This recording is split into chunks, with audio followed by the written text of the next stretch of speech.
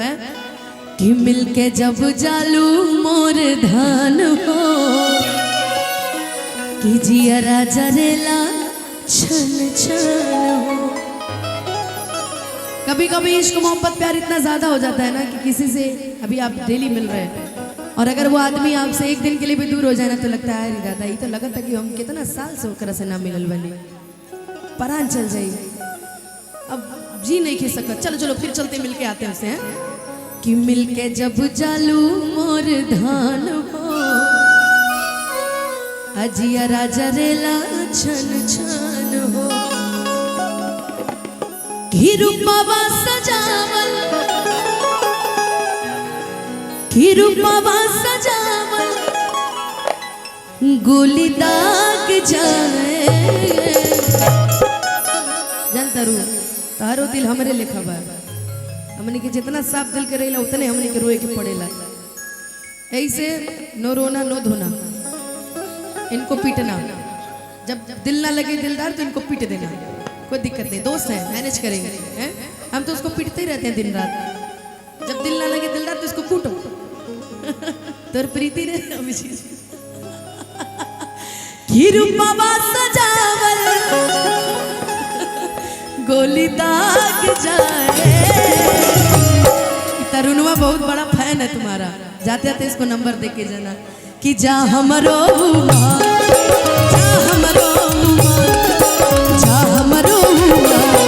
हर एक लाग जाए, जा हमरो हर एक लाग जाए। हंसलू तो भाग हमर जाग जाए, हंसलू तो भाग हमर जाग जाए। जा हमरो जा हमरो जा हमरो हर एक लाग जाए, जा हमरो हर एक लाग जाए।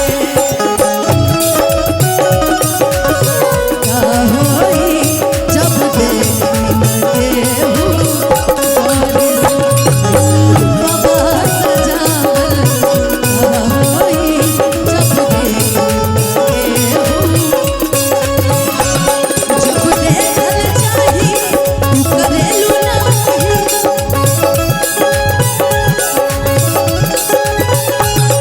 मन कुछ देना बहुते गहर से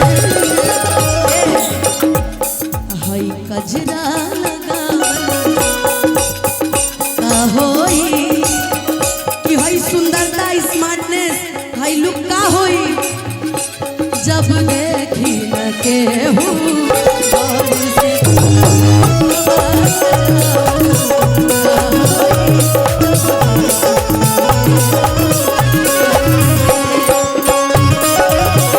हर एक लाग जाए,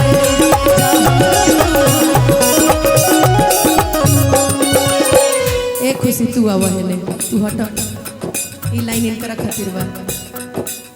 चलनी के चलन मोर रानी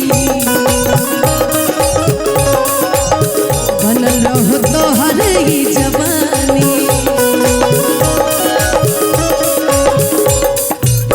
कि चलनी के चलन मोर रानी। ऐसे ना चलनी के चलन मोर रानी बनल रहो तो हर ही जवानी।